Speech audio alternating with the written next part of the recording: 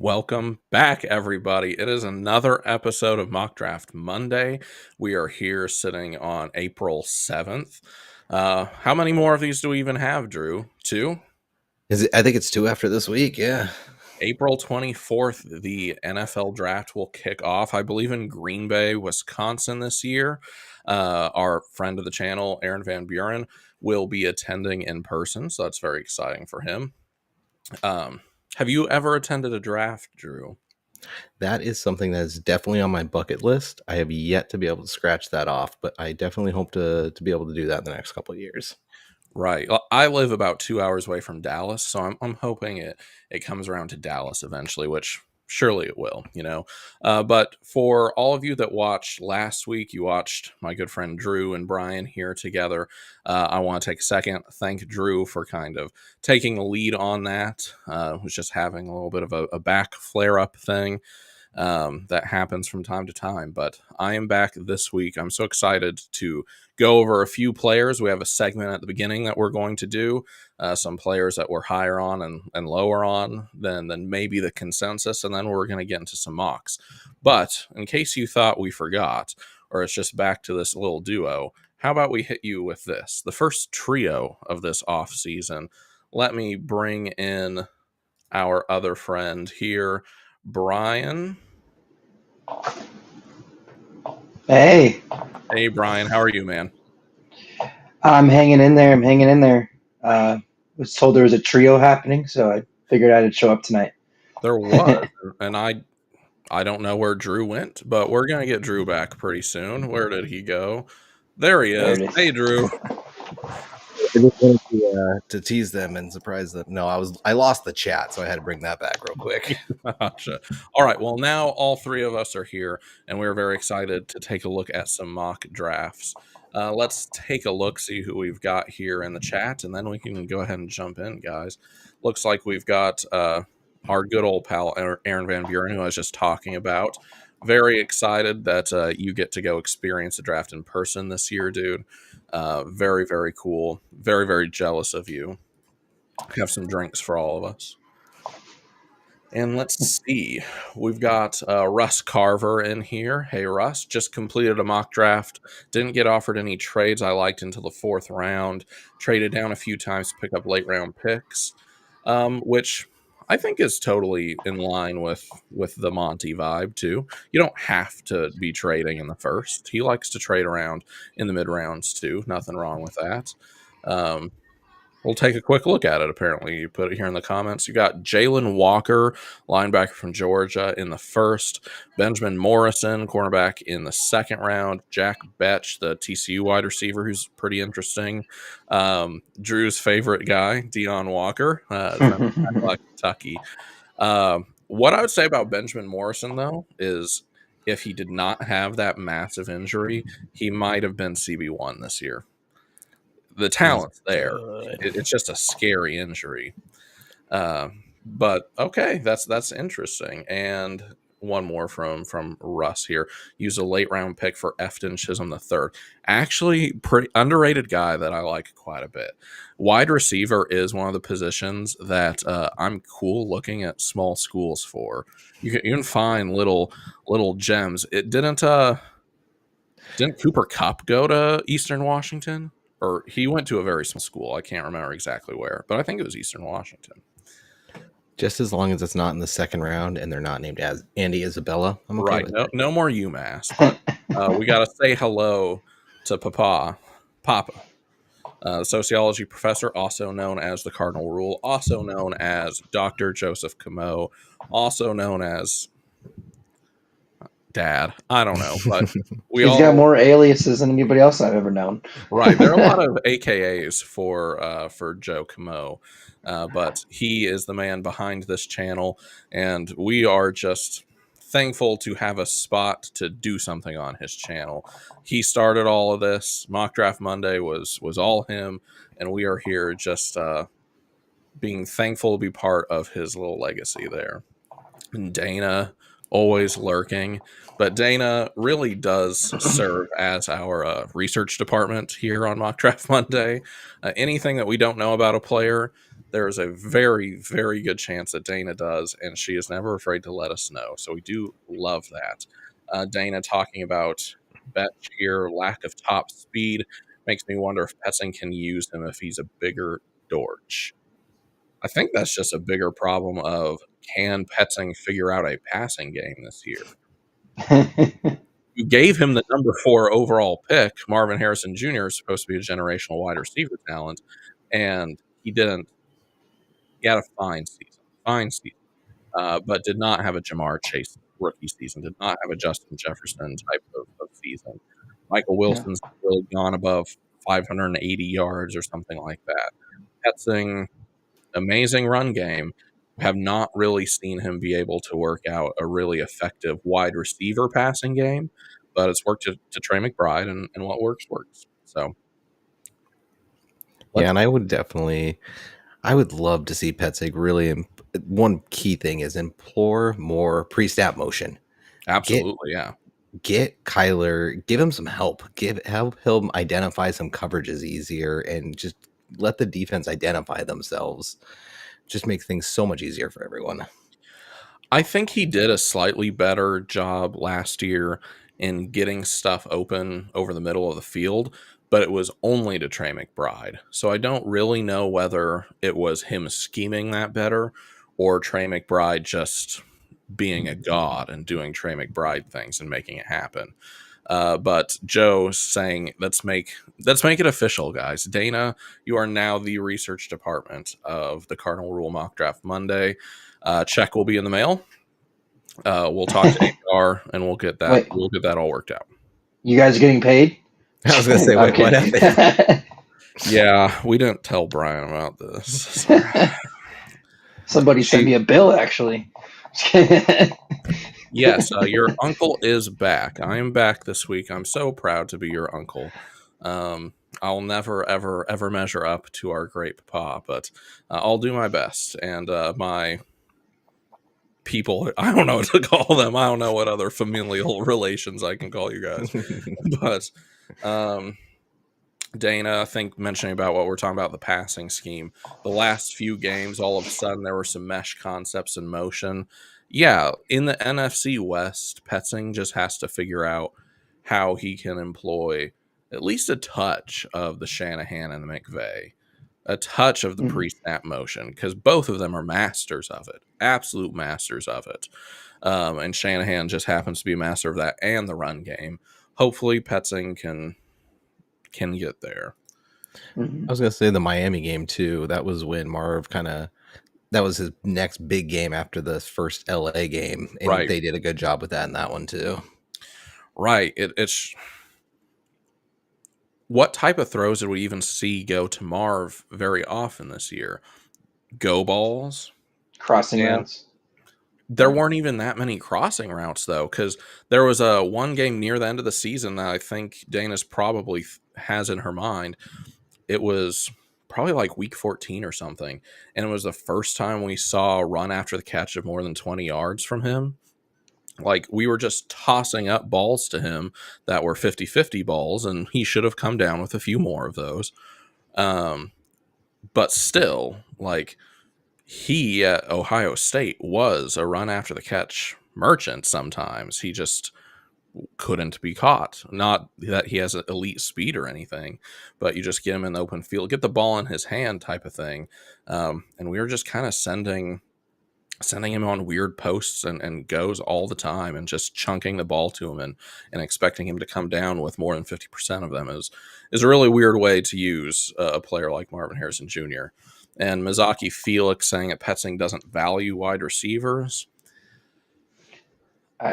I do think this offense does not value wide receivers like a lot of us think they should and would.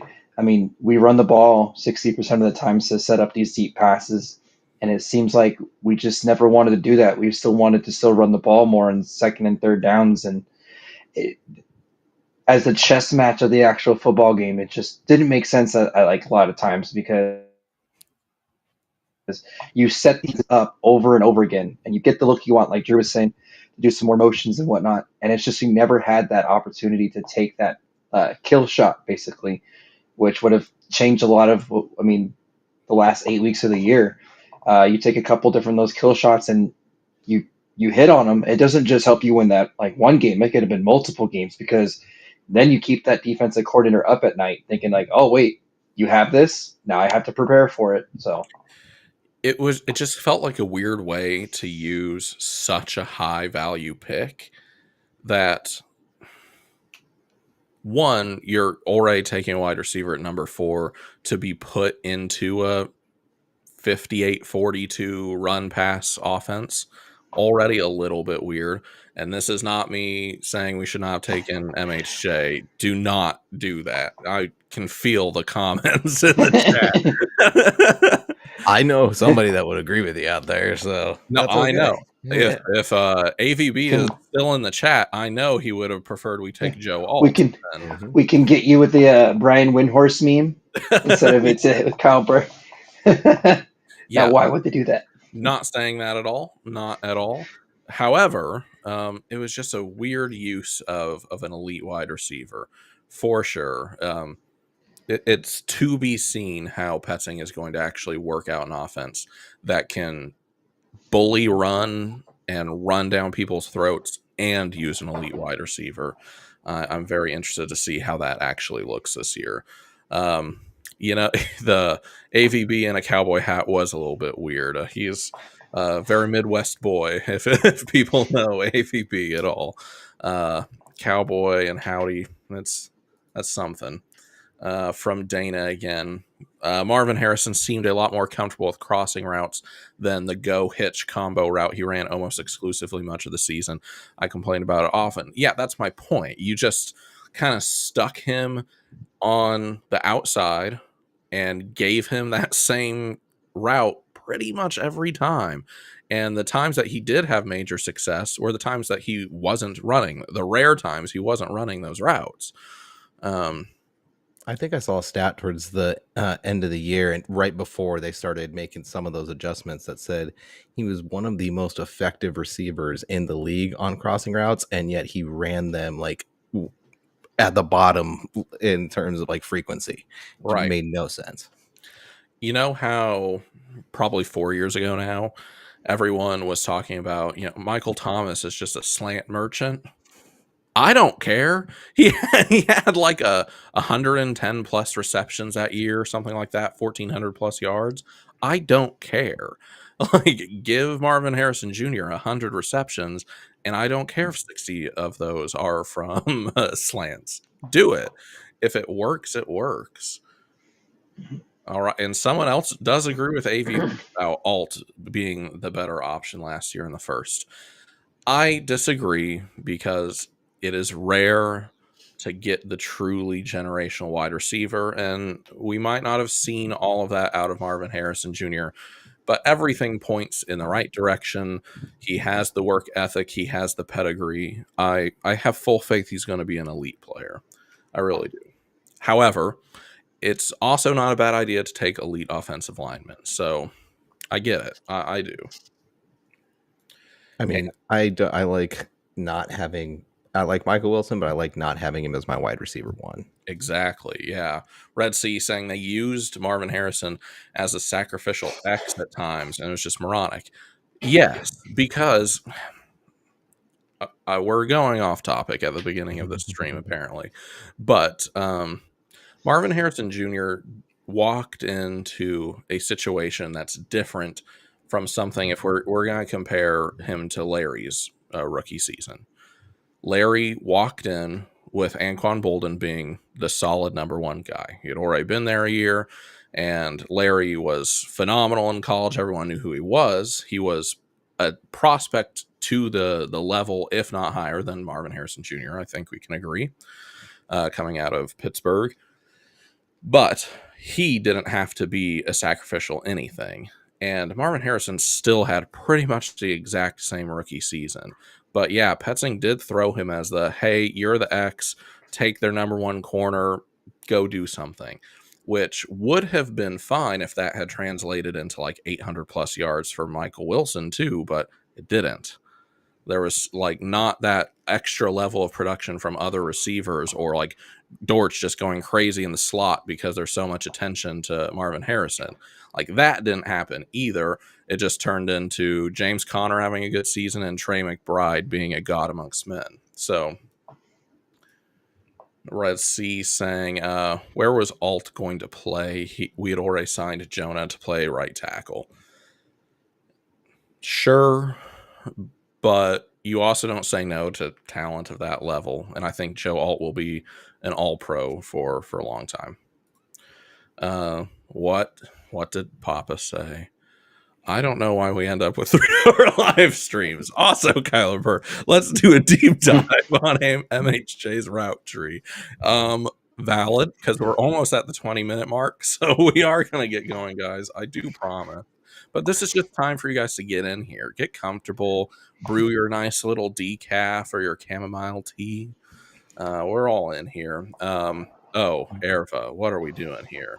Guys, we should have drafted neighbors. Oh no. Oh, okay. Okay. I was going to say that's sarcasm for sure. I feel that, but okay. I respect it now, Erva.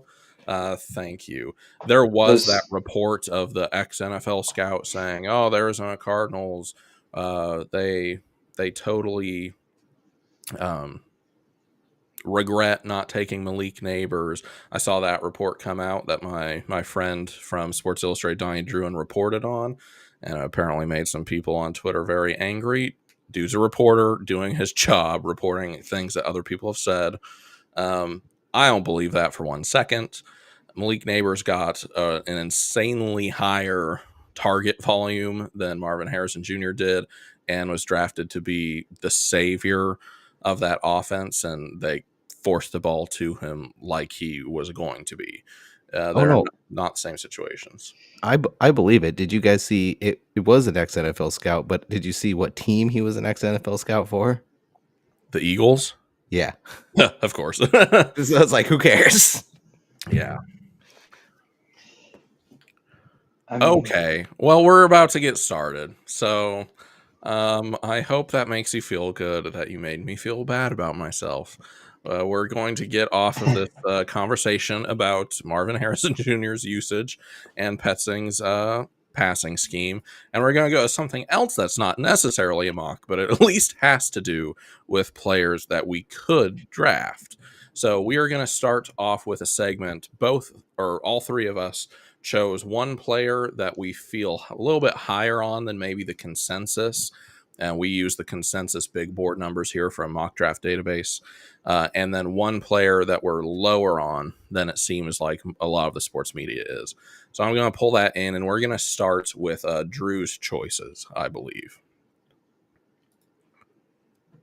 All right. So for the player that I am higher on, I went with Donovan Jackson. I think I've had him in a few of my mocks, and I would absolutely love to get him at 47. I know we've seen him slotted there a few times, quite a few mocks, if we're being honest here.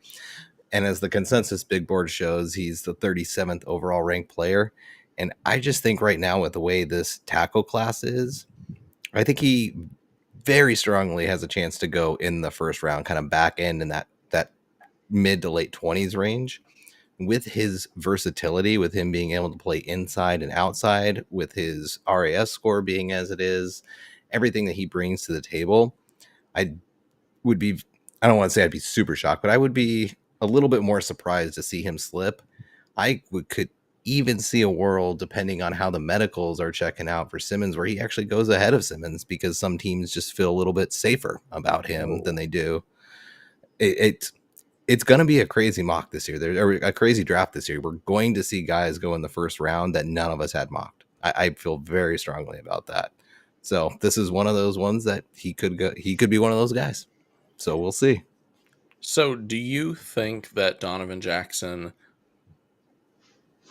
is the top interior offensive lineman in this class? Like, where would you place him in relation to like a Tyler Booker, who's kind of the consensus top guard? I think it's really going to be a scheme fit. I think depending on what you're looking for out of your guard, is going to depend on who you like better. Again, if you want more of a mauler, if you're more of a power O type scheme, yeah, give me Tyler Booker all day. The dude's just a beast. But if you want a little bit more athleticism, a guy that can move and get out on the edge, which is something that our scheme definitely values, I think Jackson's the better fit. So I think that ultimately is going to come down to just team need. But Jackson also has the edge in that versatility too. So I definitely think he will end up going higher than Booker just solely for that reason. Yeah, that makes sense. Something that gets overlooked all the time is not just how good a player is. Like, that's not the only thing that's going into teams' minds when they're looking at who to draft. It's who fits your team the best. And I would agree that Donovan Jackson is a better fit for this team than a Tyler Booker. Tyler Booker's a dog, and I still wouldn't even be that mad with him at 16, which I know has made a lot of people angry. Bite me.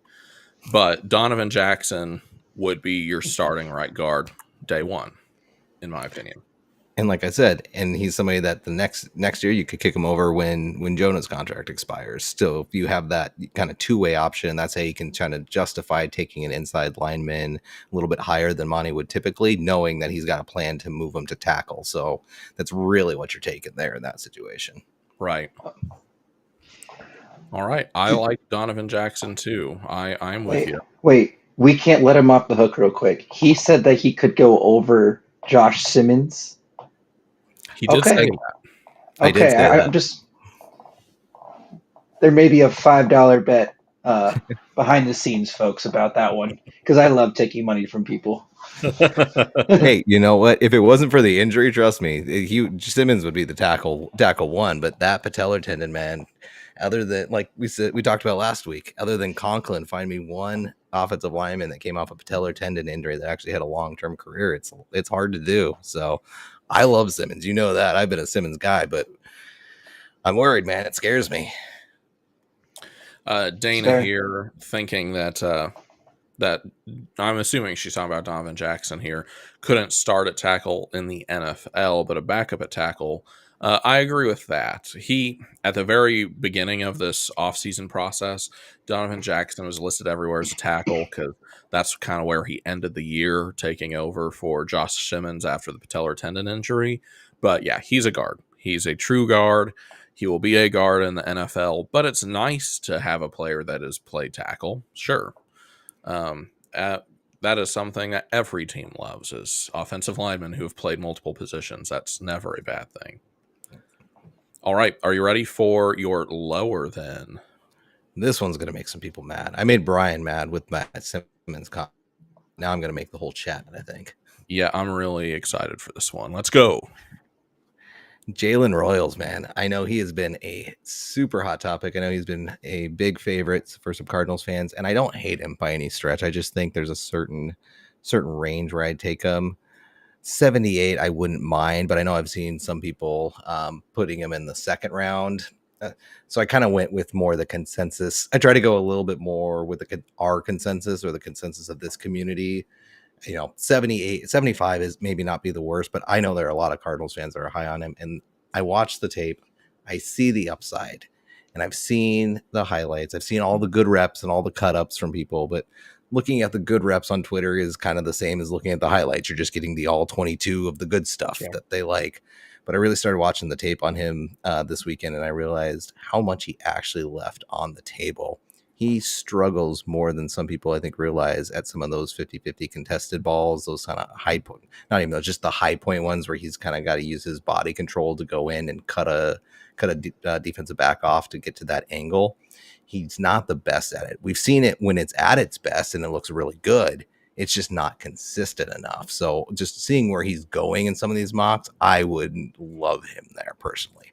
I wouldn't mind him sort of in this range, but I know, again, a lot of people second round, and I'm just like, nah, I'm good. I'm good on that. Are there other guys that I would prefer in the second round if that wide receiver is where we're looking there? So I just looked it up, and what I find the oddest about Jalen Royals for a guy who is supposedly, well, not supposedly, like the numbers back it up. He's a very fast guy, which is great, which thing seems like, oh, hey, that's something the Cardinals need. It is very weird that his yards per route run is 3. Ouch. Now, granted, I've not watched a lot of Utah State football. I have no clue what that's about, but that is odd.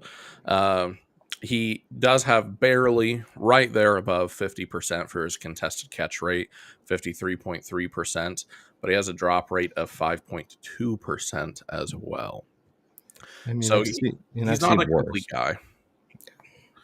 guy. He is not a complete guy. He feels more like a tool than a weapon, if you know what I mean.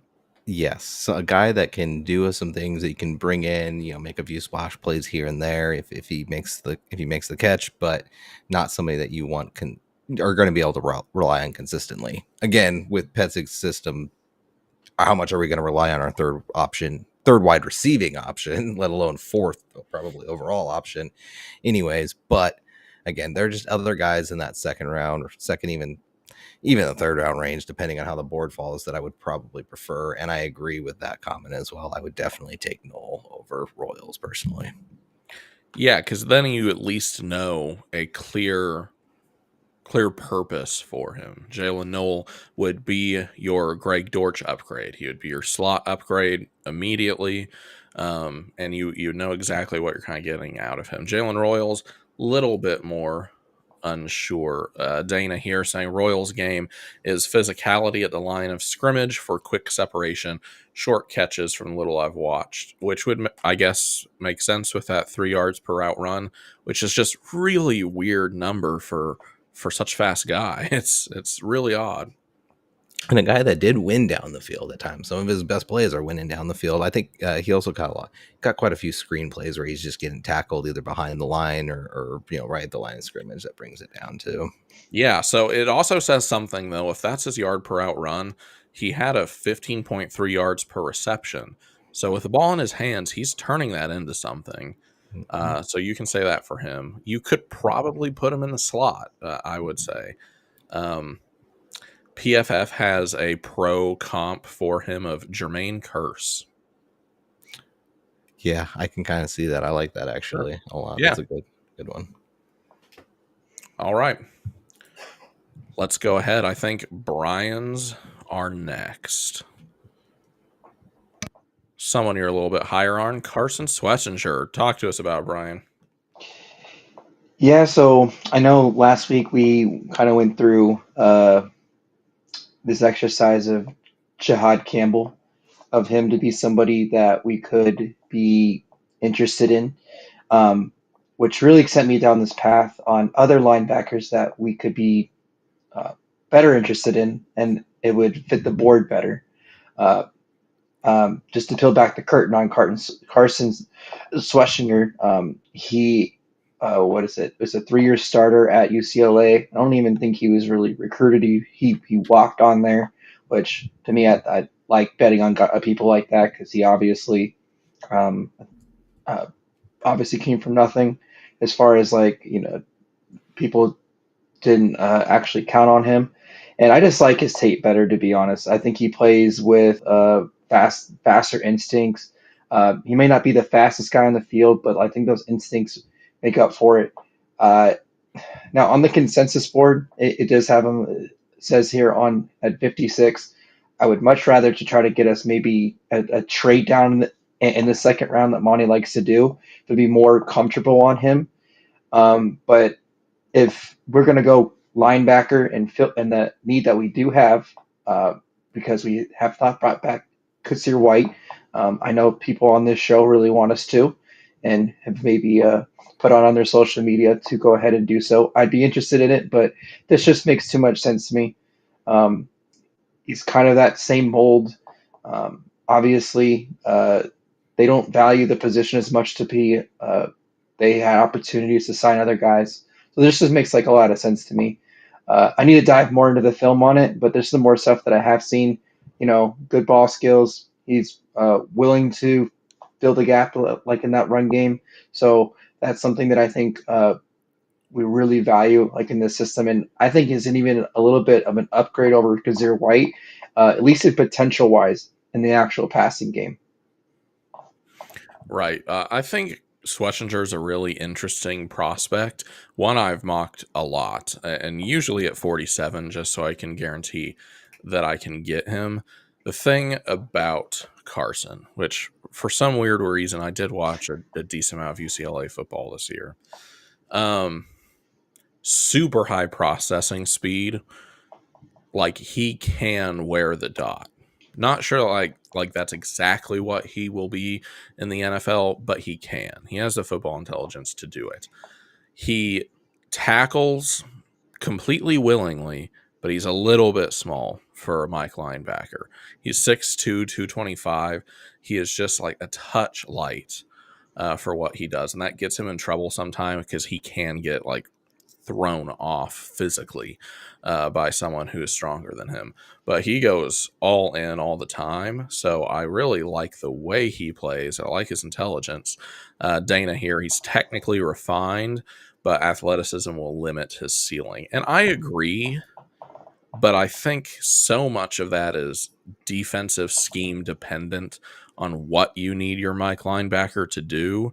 And Kaiser White was not an elite athlete compared to a lot of other players on the field, but he was just like a smart, solid, dependable player. I think Carson Schlesinger could definitely do that. And she's saying that's true of Jay Higgins and Teddy Buchanan, who I like on day 3. Yeah, those are like kind of more old school field general type of middle linebackers, but I do like them a lot. And his pursuit speed's still pretty good.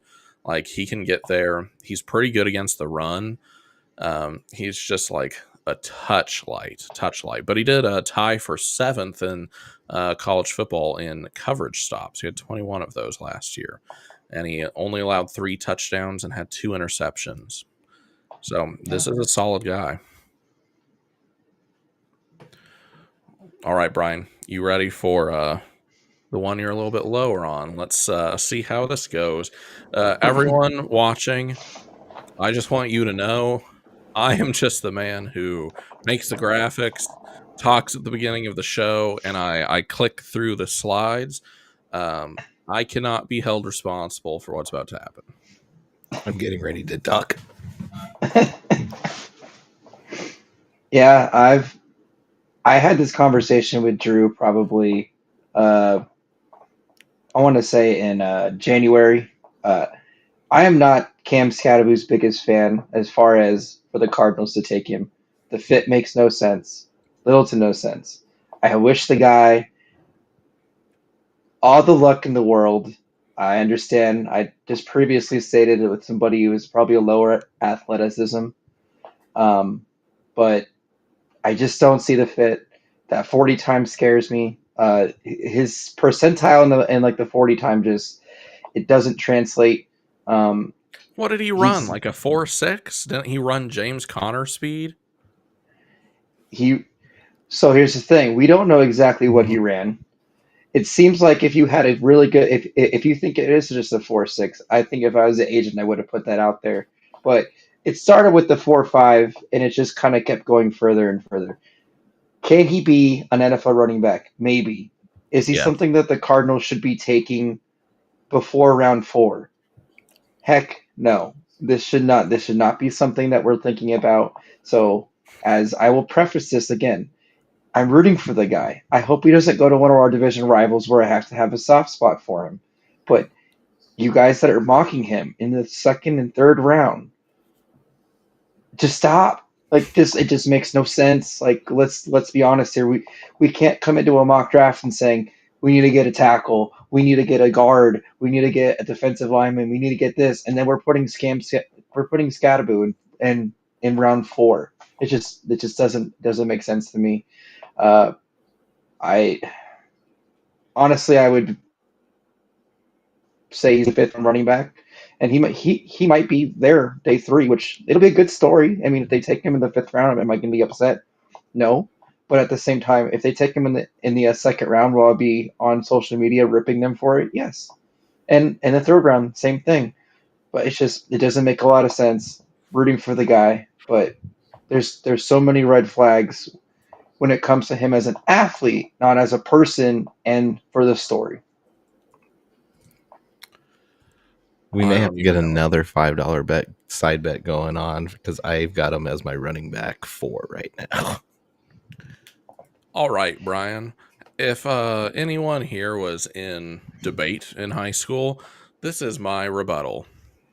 But let's start with Mizaki Felix saying Scat ran an official 4.65, which is that's what I thought. That's the number I remembered. And I believe Dana's saying some of the simulators still have him too high. 70 is probably a little bit high, I'll be honest. But still, I have a chance for a rebuttal here. And let's go to the numbers. All right, Cam Scattaboo, number 4, Arizona State University, forks up. Let's see here. And this is on PFF, so I do use some of their grades. I know it's not everyone's favorite, but here we are. In 2024, he had a 93.3 overall grade. He played all games. He carried the ball 294 times for 1,712 yards, 5.8 yards per attempt, 21 touchdowns, 44 receptions on 52 targets. Better than most wide receivers, just saying. 543 receiving yards. He had 2,000 plus yards from scrimmage, more than 21 touchdowns, an elusive rating of, well, oh, what's that? I think it's at the top of the chart, 140.3, 4.09 yards after contact. Dude was the toughest, not the best, the toughest running back in college football in 2024, bar none, period, end of sentence. Ashton Genty's a better running back. I'm not arguing that, never will. He probably deserved the Heisman. That's a different conversation. But Cam Scattaboo is the toughest running back in college football, and one of the toughest that I've seen in college football in a long ass time. A really, really, really, really long time. And Dana coming in, which I think is kind of the common comp that we've seen thrown out there for him. Scat's comp has been James Conner. They run similarly. They can both catch out of the backfield, break tackles, which we didn't really know that about James Conner, it feels like, until a couple years ago. Then he just started catching balls all of a sudden, and it looked great. But he's a great receiving back, too. And Erva, Kyler, just call Monty on draft day and tell him who to pick. I feel like this is sarcastic, and I don't appreciate it. But if it's serious and someone has that phone number, just let me know. And this is also not me advocating drafting Cam Scattaboo to the Arizona Cardinals. It's not. He is not the fit that we need this year to be a better, more successful team right now. I agree. But I will defend Cam Scattaboo with my dying breath. Not where he's slated to go, I agree. Sure. Yeah. If this was a weird Eno Benjamin's there in the 7th round type of thing, not even a question. Of course you do, but he won't be there. Someone will take him. Dude's a dog. An absolute dog. Benson is why Scat isn't a fit. I don't like the vision, and I feel like he shies away from contact, but otherwise is a between the tackles runner. I think Benson is why we don't take Scat. Are you referring to Benson there? Because I've never seen a man initiate more contact than Cam Scattaboo. I think she's saying that it's just a better fit. I mean, and that's why they can't take him. And she makes a good point. You just took a running back in the 3rd round last year. You can't take another running back in the 3rd round again. I think we talked about this last week, or maybe had conversations about it. If they had 10 picks again, or 10, 12 picks again, maybe you could talk me into the 3rd round about it. But if it becomes a value pick, which is not something that Monty likes to do. Totally. So it's just, and it doesn't make sense. Benson last year had a really slow start. I thought he was trying to hit home runs, trying to make his mark really soon, and he kind of sat behind Connor, and you could see the little bit of that vision and him just being more patient. That's when he was starting. I mean, I think actually the Jets game, he probably should have had 75 or 80 more yards. He had a couple times where he was caught, or I think there was one that came back for holding on I think it was actually Paris or something, but I'm not sure. But there's just it just doesn't make a lot of sense. Like I said, wish the best for the guy. I'm a big ASU fan as it is, but at the same time, I just gotta brains. I mean, it doesn't make sense for the hometown Cardinals team. And I will just say, Benjamin, there's what Kalen Balazs. We've had a lot of good running backs here over at ASU. Just because they were really good at ASU does not mean they translate well to the NFL. I mean, for every Cam Scadaboo we've had some guys that didn't work out very well. N'Keal Harry, go throwback. Derek Hagan was really great at ASU, and he didn't translate very well to the NFL at all. I mean, you could just it's just I don't see the fit. Now, if they, like I said, they take him in the fourth or fifth round, I'll be happy. As long as they've addressed other needs and as long as they've trusted their actual board. If they take him at 70, I might. I think I put in the group chat today. I might be chucking my phone into the sun. Yeah, I agree. It would be malpractice to take him at 70. But if the board falls a certain way, then I will be buying a number 4 jersey immediately. I will say this real quick though, and then last point. As much as we all as much as I want Petzing to figure out the offensive scheme and to be able, to draft maybe a wide receiver early within, the first kind of 3 picks to improve that position, as it stands today, I do trust Petzing more to use a third running back than I trust him to use a third wide receiver. I will say that as devil's advocate. I agree, which goes to Dana's point here about Brashard Smith being more of a fit. Yeah, it's like a really toolsy receiving running back. Yeah, I agree. He would probably be more value. Give me Lan Larison. Holy crap, that dude's like the skinny FCS Cam Scadaboo. Yeah. All right, I'm going to move to my first player that I'm higher on than the consensus. I don't think this is a crazy poll or anything, but Omar Norman Lott, defensive lineman out of Tennessee, formerly Arizona State University, forks up. 6'3", 315-pound, 23-year-old guy. Has some of the best pass rushing metrics in college football. He just was on a really stacked defense. He had James Pierce there alongside him. Another defensive lineman whose name I can't remember right now. But the metrics for him are through the freaking roof. It's just not a huge amount of number production. But with a consensus big board of 78, I can easily see him going in the second round. I really can. I think Norman Lott is in that tier 2 of defensive tackles along with like Alfred Collins. So, you've got the first round tier that's really Kenneth Grant, Derek Harmon, maybe you have Darius Alexander's up in that. And then you have that second group that I start around maybe Alfred Collins. I think Norman Lott's right there up with him. So a second round for Norman Lott. Not necessarily advocating that for the Cardinals, but I think he is going to go higher than 78. But if you decide, because you've made all of these defensive line moves in free agency, that you want to wait until the second or third round to get a guy in a really deep class, then Omar Norman Lott is someone that I would definitely be looking at. We've got Robert showing up. Hey, Robert. Good evening to you too. Glad to have you. But we've talked quite a bit about Norman Lott in these streams before, so I'm going to go ahead to the next slide. Drew, prepare yourself. I knew it was coming. I can't and I won't believe in him. I am so sorry. It's not going to happen, and it's mostly because consensus big board is 14. He met with Carolina for a 30 visit, by the way, who's at 8. I hope we heard those like 10 seconds of dead air, because that's what I feel inside every time we talk about Shamar Stewart. Well, Carolina also took Bryce Young over C.J. Stroud, so yeah, they're making bad draft decisions. Okay, all right, fair enough. Shamar Stewart is an unreal athlete. we've drafted a lot of unreal athletes before. They work out pretty much the same rate as any other player.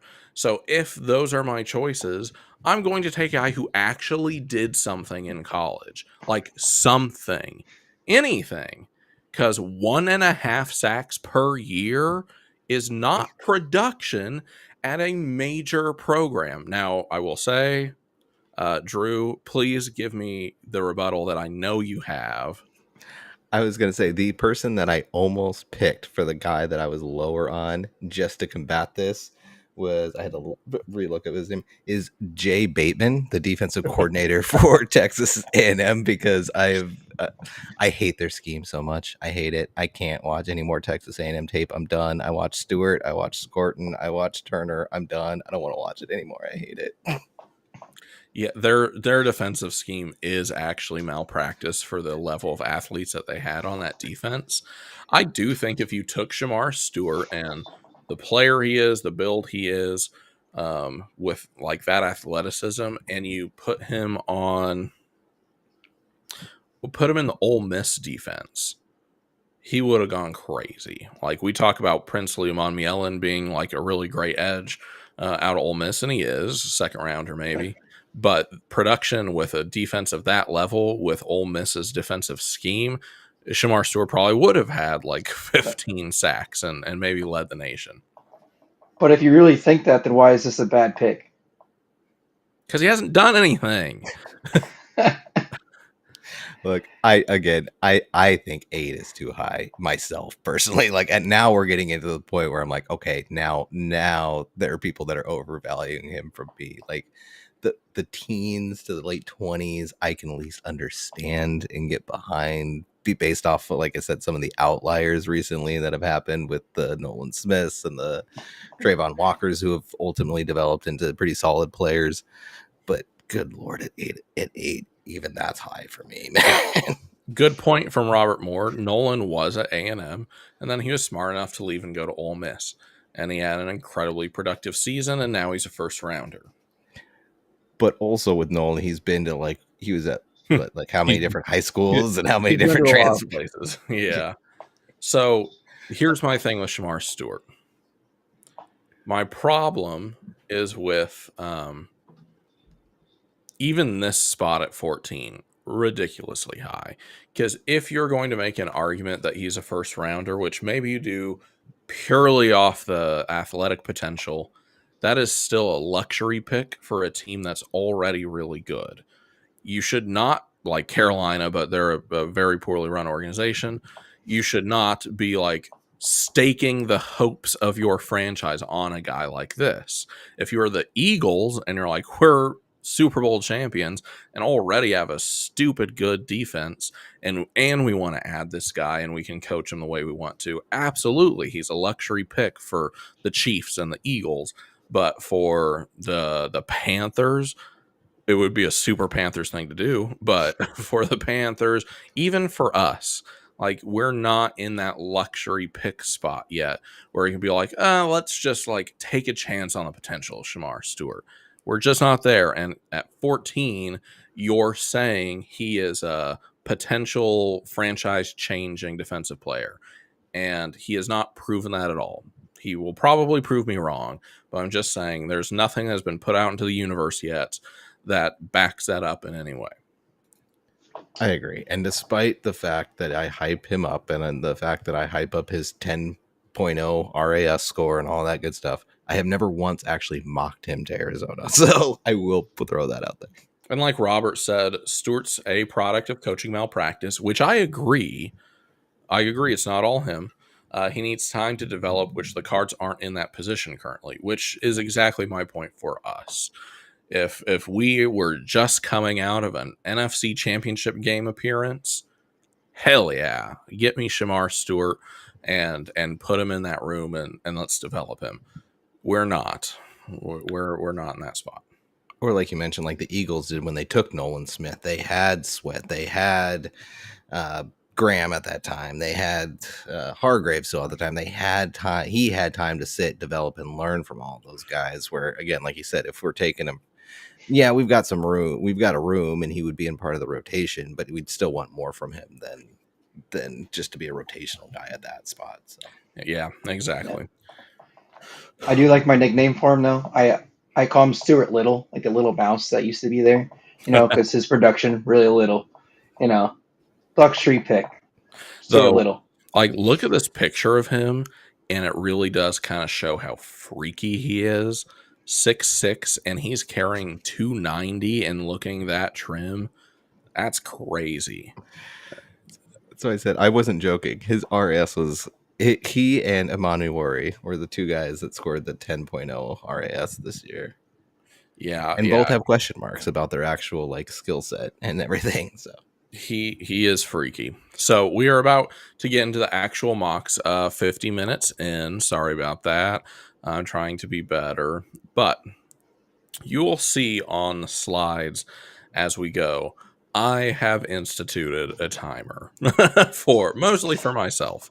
It is not something that we will like have to change the slide, but just to keep it in my brain that we need to keep moving on some of these. And now that we've done a few weeks of these, we've talked about most of these players. So we'll try to just focus on players that haven't come up a lot or on really like unique draft situations as we see them. So, of course, at the top of this, we'll start with the 3 of our mocks. I think we're going to start with mine. Yes, we are. So I used the new ESPN analytics simulator for this one, just for something different, something fun. So let's take a look at what I did. I'm not going to say that I love it, but let's take a look. We've got James Pierce Jr. in the first round in a trade down just 4 spots to 20. Then Trey Amos in the second round. Not a player that I necessarily have my eyes on a lot, but just knowing that the Cardinals are planning on meeting with him and the Cardinals do seem to be interested in Trey Amos. And great player. I think you could be drafting him with the idea that the future outside corners are 2 second-round cornerbacks that you took in back-to-back years, Max Melton and Trey Amos, which would be great. But Omar Norman Lott's one of my guys in the third round. If he's there, love that. So got to wait a little bit after all these free agency moves to actually take a defensive tackle. Ozzie Trapillo, a guy I've taken before. Jalen Lane is a wide receiver from Virginia Tech that I have not taken very often because he is usually not available around where I'm picking. But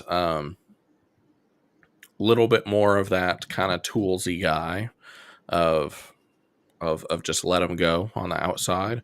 Billy Bowman, one of Drew's guys, the safety out of Oklahoma, which I have become more and more convinced of a safety somewhere in this draft because I'm more and more convinced that this is Jalen Thompson's last year with the team, and glad that we have Dadrian Taylor Demerson as the backup who will presumably take over that role. But you've got to keep refreshing the safety room. So Billy Bowman's my pick there. And then somehow Willie Lampkins all the way in round 7, which does feel a little bit low, even though I know some people are not nearly as high on him as I am. But probably could compete for the right guard position. Not necessarily sure he could win that, but kind of as especially here in the 7th round, value-wise, stock him.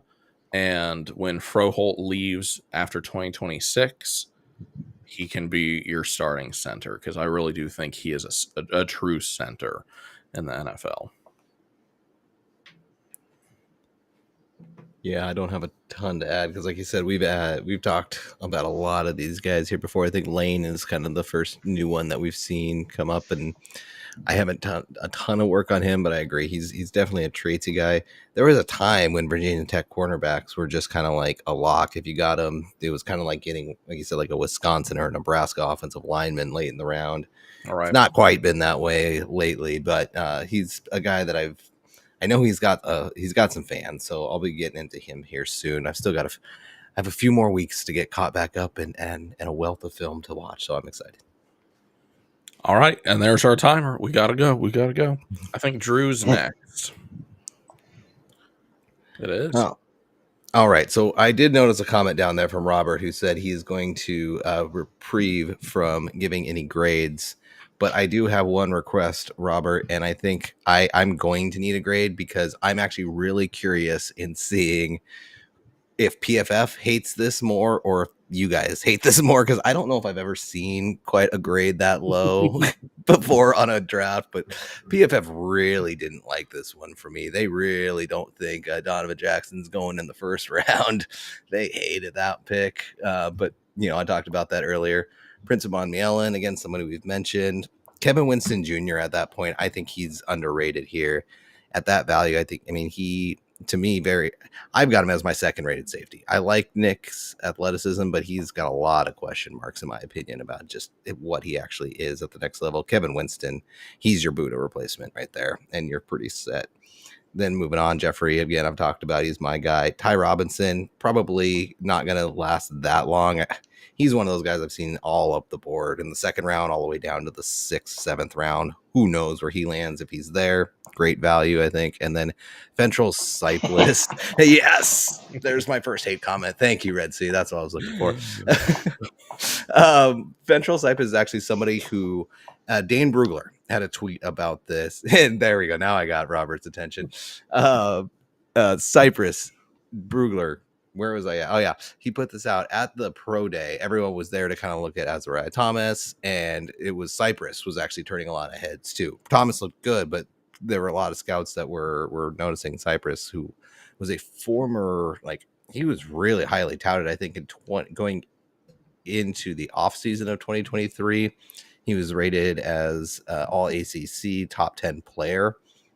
And then he's just dealt with some injuries. But if he can stay healthy and you're getting him there at that round, you could be finding a late round gem. A grade lower than F. I think F minus. 2 black demerits. Drew, I have to say something to you. I was grading papers today. And I had a student who plagiarized 63% of their paper. And so I'm going to have to give them a 0 or have them redo the assignment from scratch. Those are their 2 choices. And those are the 2 choices that you have here. Redo the entire thing. You can keep a Princely Mielen right where he is. I think that's perfect. Or you're just going to have to take the 0. And I'm probably going to have to report you to the academic board for dishonesty. Okay. The one thing that I can say in my defense is I don't think you can clearly tell that I did not use any type of AI for this. This is 100% from my heart. Only a human could do something this bad. That's very true. Yeah, AI's is improved enough now that I can't even blame that on this one. Yeah, ChatGPT knows better than this. I don't even think Steve Kime would have tried to sell us this crap, but Drew tried anyways. It's okay. Drew did his best, and I respect it. The chart hates it. At least someone respects it. Robert hates it. Brian hates it. Yes, that was what I was going for this one. I just wanted to spark some controversy. Steve Kime. See, Drew's trying to do this little bait and switch. He's going to try to make it sound like this is his worst draft, and next week are going to be more Oregon players. There are going to be more of his guys in it. He's slowly trying to get you guys to come around to his side of thinking about it. So, he's setting us up here. He's just going to draft 6 Oregon Ducks next time. You guys know I have that mock. He's just going to give us Birch and Cornelius and Bassa and if you come onto this show holding a live duck one of these days, I will not be surprised. It's so funny that I became like the Oregon guy when I'm like the one that didn't go to college, is the most college agnostic out of everyone. AI would have done better. No, AI would have called his BS out of it. It would have said 1% of this has been plagiarized. Yeah, see, the F plus is correct for taking Princely. I got that one A in there. I knew I had to redeem myself one time. Robert, no need to be nice. This is tough Oh, love session. all right. All right, Brian, you're going to be up. Let me pull yours. There you go. I hope I can see this. So I have this obsession with taking Walter Nolan. You guys can compare him to the other guy that we took out of Old Miss also, but to my knowledge, he still has not jumped out of a two-story window and lived to Yes. tell about it. Um, but I was able to trade down and get that extra second round future pick from, I believe, Minnesota. That was um, took JT. I talked about him last week. Big fan of his. Uh, actually, sticking and picking there, which I don't think is going to happen because we know Monty likes his second round trades. Um, Anthony Belton, I know we did a 30 visit with him, so there's a guy who was on the board. Uh, so and then I also took Chris Paul Jr. I know I was talking up Carson Swearinger earlier, but I do think he's also a good option to have and more around that type of lines that would fit the kind of probably where they should be drafted type of players. And then Tyler Barron is somebody that, to be honest, I need to do some more research on. But I was just looking at the measurables and what his RAS was, and I figured for at that spot it would probably be a really good, nice flyer to have. Um, Dante Thornton, and then I think we've talked about him before. Just like that speed guy, just the kind of I don't know if he's a true straight line speed guy, but somebody that we would I thought could take the top off the defense for us. Um, Jameer Caldwell, Drew can talked about him multiple times before out of Oregon, and then Tajay Brooks. I won't act like I know that much about him, but maybe taking that late round flyer like on that actual uh, running back. Now, I did post this, I believe, online earlier, and did get some feedback from people about, yeah, I doubled up on edge and on defensive tackle.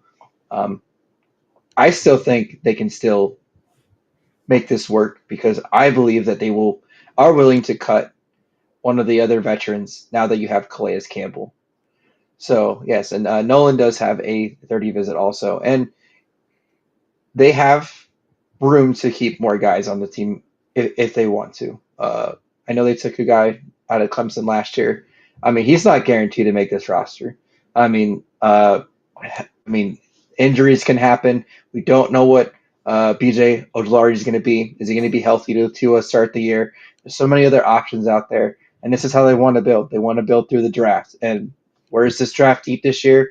Defensive line, defensive tackle, um, front seven. So I don't see why they couldn't double up. Now, is it going to happen? Probably not. But that's what I would do. All right, Red Sea is going to give you a C for this one. Not loving the Tuamaloa in our system. Okay.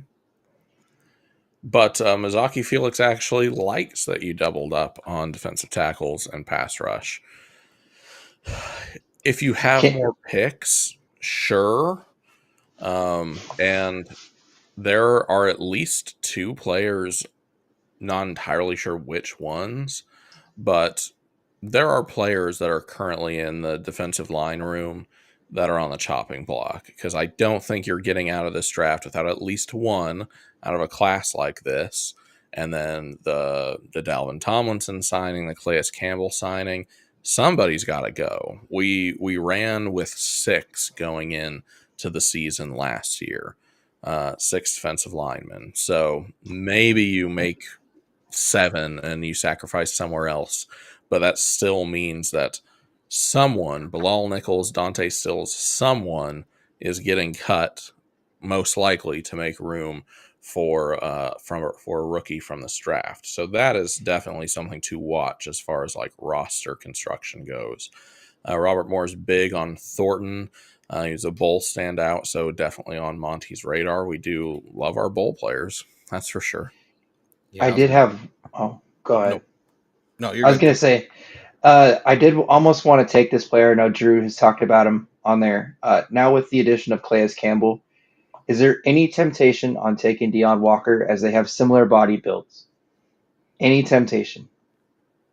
I mean, I could see it. I prefer Caldwell personally, but I could definitely see, especially if you think that a lot of the technique issues are because of the back and that he can overcome that, then I think Campbell would be a great kind of mentor for him, because you're right, he fits that kind of mold pretty well. It I'm not Monty, so that I trust him to kind of figure that one out. But if that's what he comes up with and that's the pick, then I think then that makes sense, and I could see why he's making it. So All right, let's go to our first submitted mock here from Brian. Let's see, what do? You got some type of trade going on. Oh, we've got a rare move up. Okay. I like this. We don't see this very often, but we stuck at 16 with Will Johnson. Not mad at it.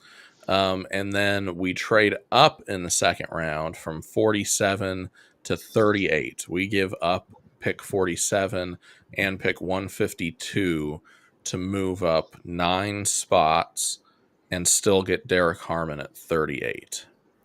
Okay. Tate Ratledge at 78, Barrett Carter, linebacker, Clemson at 115, and Quindarius Robinson, the edge from Alabama. Interesting draft to go the complete opposite of kind of the general consensus. Monty likes to trade down. Monty likes to trade. We've seen him trade back up to get Paris Johnson Jr. in his first draft with the Cardinals. That is interesting. If Derek Harmon was there at 38, then I think that's incredibly tempting if you can get him there. I've seen him kind of more in the 28 to 34 range lately, I feel like. yeah, I think it'd be more likely for Kenneth Grant to be the one to fall to that position, just because he's more of an upside type player, not as refined. Harmon seems more like he's day one ready, so I think he probably goes a little bit higher. But again, some of these guys, they're so similar, and you don't know what the teams are going to value. And if he's sitting there at 38, I do not hate moving up for it. And what you're able to now do to that defense like that, I think we've already talked about Harmon plugs right in, and then Will Johnson probably does the same. And now you've completely remade the defense. Yeah, you could easily be getting two defensive starters out of your first 2 picks. Now, Derek Harmon, with the additions that we've made, will have to be worked into that defensive line in rotation, but that's going to be expected. We got a 39-year-old on the defensive line, so that's like not really a knock. That's not a reason not to take a defensive lineman high, in my opinion. Calais, I love this signing. Like, love it. Over the moon about it. Love having him back. But it does not preclude getting a defensive lineman high either, because you are going to have to rotate that, and who better to learn from than Calais, like an actual living legend. Red Sea's giving this an A minus, B plus. The only thing he would change is going edge earlier, as there's almost no shot Q Robinson is there in the 7th. Yes, he won't last that long. That is true. He's probably more of a 5th round guy. So that is probably true. And Dana coming in clutch with more information about Robinson. Bama play the 3-man rush so much. Someone with PFF Premium, tell me how many snaps he got versus James Pierce. Huh. I might be able to look that up if you guys have other things to say. I can look it up if you want. Okay. I think Red Sea might be looking for it too. But Tate Ratledge, I think, would also compete and probably win the right guard spot over Isaiah Adams. I like Tate Ratledge a lot. He seems kind of underrated, where he's kind of consistently going in the 70s, 80s, 90s. He's part of a really great Georgia offensive line. Why is he going so low? I don't know. I mean, I wouldn't say that's for sure thing he's gonna just come in and beat out the 3rd round pick from last year, just because Adams has now had a chance to be in the system for a year also. But at least he elevates that floor of your room, and he gives you an opportunity to keep adding to make it that a position of strength, which we have not had for very many years. Actually, we used to have historically one of the worst offensive lines. It seems like now we actually have it as a strength, which is quite interesting. Yeah, a complete flip too. Just with a few free agency moves, like the defensive line has turned from a liability to what will hopefully be a strength next year. Did you get some info for us, Drew? I did. And yeah, Dana right on with that one. Hold on, let me get back. With so for James Pierce, he had 464 defensive snaps last year, including 254 pass rushing snaps. Robinson had 246 total snaps with 108 pass rushing snaps. Whoa. Yeah, that's significant. James Pierce had an 87 overall grade. Q had an 86 overall grade. Dana watching Tennessee versus Alabama today. I'll say you don't want Q dropping in coverage. Yeah, it gives me those bad vibes at those really weird times where Chandler Jones would drop into coverage. That's almost never worked out well. On fourth down, covering Raheem Mostert out of the backfield while Buda blitzes and watches Mostert just. Yeah. Oh gosh. All right, let's go on to O cards here. We got some more movement, it looks like, but this is a trade down with LA Chargers. Moving from 16 down to 22, getting a freaking haul. Jeez. Pick 86, pick 199, pick 256. I do love how these simulators just kind of let you do whatever you want with the amount of picks that you get back. But at 22, Donovan Ezeraku, love immediately. If you can get into the 20s and you decide you really want to go edge early, I love Donovan Ezeraku.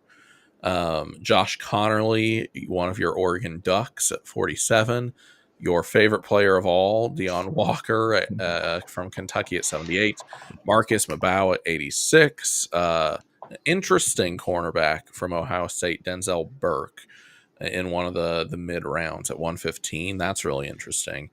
Doubling up on edge with the deity of the FCS, David Walker, one of my favorite players. I don't care what level he plays at. David Walker's just fun to watch. Go watch some Central Arkansas football, people. It's more interesting than you think it is. Jack Kaiser, linebacker out of Notre Dame. Another linebacker, Kobe King at 225. And then ending with Efton Chisholm, the third wide receiver from Eastern Washington. This is an interesting one. You're definitely getting a lot of players and a lot of value here. Kaiser and Kobe King back to back is, in a way, it's a hat on a hat because they're very similar players, but they kind of counterbalance the two guys that we just signed in the offseason that are more the pass coverage type linebackers. These two are definitely stick their nose up in their run stoppers. So you've got a good kind of mix and rotation with wherever Papo slots into there. So I don't hate that. I don't think it's necessarily as likely, but they're very similar players. Definitely casting a wide net of different players that we haven't gone over. Some of them we have. I think Drew cringed a little too much when he had the Deion Walker pick that high, but he'll get over it. We just saw his mock draft, so it's okay. I don't get it criticized tonight. At least not publicly. Under his breath over there. All right, Red Sea's giving this a C plus, points docked for realism and overdrafting Burke. I don't know if I agree with Denzel Burke being an overdraft at 115. I think he will probably end up somewhere around there. Red Sea also not loving the fit of Connerly. I don't know enough about that one to have an educated opinion. I will admit that. I don't know either. I need to get into Connerly more, but I've got him coming up. All right, let's go on to Erva here. Also some movement, looks like, going down to 25. Getting Luther Burden a third, wide receiver out of Missouri. Okay, we don't see that too often. That's interesting. Josh Connerly again, Tate Ratledge again. We'll probably stop just going over all of the names of players that we've talked a lot about. I'll try to pick out the ones that we haven't seen. So from this one, 3 players I don't think we've seen before: Luther Burden III, Quincy Riley, cornerback out of Louisville, and then someone I know we haven't seen in any of these mocks, safety from Colorado, Shiloh Sanders. Thoughts? All right, I'll jump in. I'll start here. Luther Burden. We'll start with him. I love the player. I Yeah. don't know a ton. Well, I know a ton. I don't know that I love the person. There's some question marks about him. It's one of these things, like, it's kind of amorphous. You can't really get a lot of details about specifically what people don't like, but personally, just watching the tape, he really seems like a look at me type player. It's about him more than the team. But if he can get over that, the talent is off the charts. It's insane. I have him a little bit below Malik Neighbors, but in terms of play style, he's very similar in a lot of ways.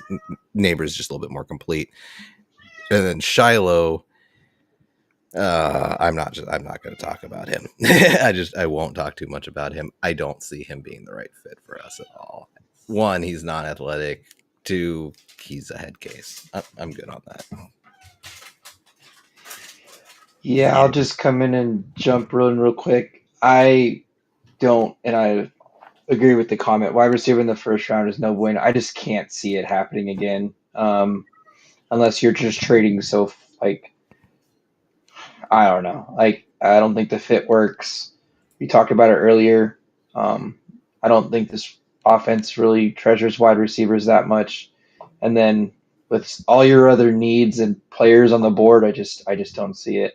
And then yeah, Shiloh Sanders. Dion could try to sell water to a drowning sailor, but I just don't see it. I hate being a hater, but I kind of am a Sanders family hater. I can't lie. I'll admit it. It's my own bias. My problem is that his sons have not earned it. Dion did, and Dion earned the right to talk the talk. Dude's a legend, a Hall of Famer. He backed up all of his nonsense with being one of the greatest at his position to ever play. His sons are not that. And why are we still pretending that Shadur is that? At least we're not even trying to pretend with Shiloh Sanders. He is getting mocked here in the 220s and later, but I don't know what we're doing with that. Shiloh Sanders is going to make a team, and this is really mean. He's a practice squad player in the NFL. He is. Shadur will be a player in the NFL, but if you are drafting him to save your franchise single-handedly, not going to happen. He is What coasting off a famous last name. So are this you is actually. sure? Oh, go ahead, I Brian. know. Are you sure? Because he tries to sell us on the fact that he turned Jackson State around so he can change a NFL team around. And I I don't know if you're drafting either one of these quarterbacks in the top 10. I have more faith in Cameron Ward just from based off of him being able to do it and just the physical traits. But I Yeah. I just don't see it. Yeah, I agree. I can't see it either. One of the things that actually made me watch, like I said, I not a specific fan of any college, but one thing that gave me a little bit more love for Oregon was the Colorado game last season, not this past season, but the season before, when there was the big hype and Colorado was undefeated and Oregon went in and just absolutely spanked the heck out of them. Oregon put together a hype video after that of all of the trash talking that Colorado was doing, and Shiloh was leading it big. And then they showed a bunch of some hits, and dude got lit up by some blockers. They were targeting him specifically, and Shiloh was hitting too. Don't get me wrong, I will give him some credit on that. He was coming back, he was laying some booms on some dudes. But man, after that game, I think he had some like a kidney laceration or something like that. That's how like nasty that game got between those two, and that was just kind of fun. That hype video was amazing. Sanders. At least we don't have to worry about them coming to us. So I suppose we can move on to other What? topics. I mean, there was a little 30-second blurb on Adam Schefter's podcast today that I did send to you guys. Yeah. I thought it was quite interesting that he had suggested that he didn't know where he was going, but he had thrown out the fact that if the Cardinals, if he was still there, would the Cardinals take him? No, the Cardinals will not take Shador Sanders if So he is still there. ridiculous. Makes no sense now. Like, I know we've talked about this before. If he's still there, is that a trade partner? Absolutely. Absolutely. Someone wants to trade up for him. Come up. I think there'd be like an actual question of, if it was the Giants calling you, would you move out of that first round? And how much would that take? And what kind of bounty would that be? That might be something to actually, but these national guys need to cut it out with some of this Kyler crap. Yeah. It goes a little bit overboard every off season. People just get bored. We need to be talking about stuff. Erva had multiple mocks in the Discord, so this is Erva part 2. A little bit different. Some of the same players. Another wide receiver in the first round, Amika Egbuka. And that will be the one I think we'll talk about here.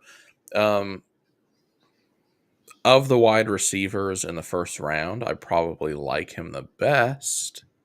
That's like fairly reasonable to get because Tet McMillan's going to go high and Travis Hunter's going to go high. But in that second tier of wide receiver, I mean, of course, I like Egbuka. He has a lot of good things. And you saw the story that came out this morning talking about how he was always in the weight room and the practice room with Marvin Harrison Jr. So obviously there's a connection there. But like Brian said, we don't need to get any further into it, really. And we talked about at the beginning of the show for like 30 plus minutes. This offense doesn't super highly value wide receivers. So why would we spend another first round pick on a wide receiver? Just doesn't make any sense. So we'll go ahead and move on. I will throw one point in. Now, the last time that we did that, now technically Bolden was a second round pick. I get it. But we drafted a first round wide receiver in Brian Johnson that year. And then got Bolden in the second round, and then the next year we got Fitz. So it worked out pretty well for us that time. True. That's devil's advocate, though. I agree with the mindset that we're all in here. All right, Gazer Nick going in pretty standard direction here. Got Will Johnson, Princely, Tate Ratledge, Shamari Caldwell, Jack Kaiser, a player we have not seen on one of these before, I don't think, Trevor Etienne, and then a troll pick here in the 7th round with Kyron Lacey, who will probably not be in the NFL, who will probably be in a prison cell. Trevor Etienne, the brother, correct, of the Jaguars running back. What do we think about him? It's a running back in the 5th round, so it's decent value for a running back. But I don't know a ton about Trevor. Do any of you guys? I've not gotten into the tape quite yet, but I did pay attention to Georgia plenty last year, watching some of their guys and Beck and all. Well, unfortunately, all of that. And Trevor's an interesting one. He in a lot of ways he does remind me of Travis.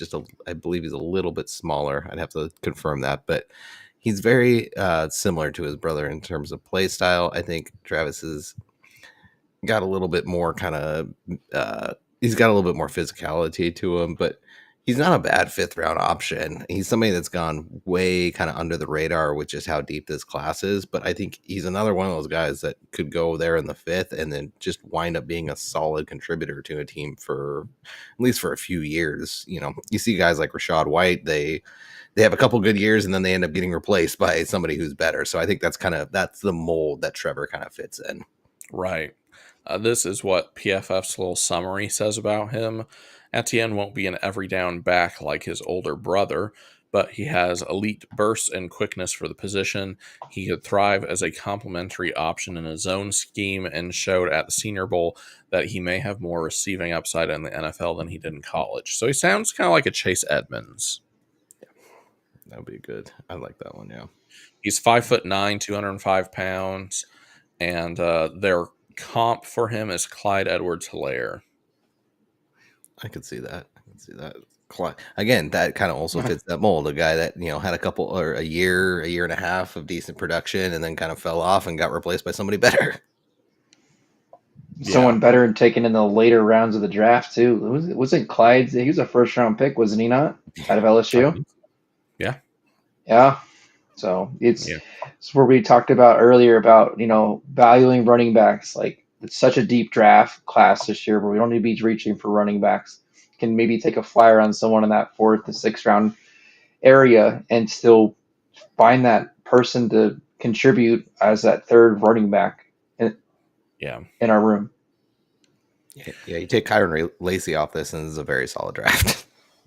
Yeah, it honestly is. I like the draft other than Kyron Lacey, which I know Gazernick is just putting that in there to troll us. He also had more than one in the Discord, so this is Gazernick Part 2. Another wide receiver, Luther Burden, in the first round.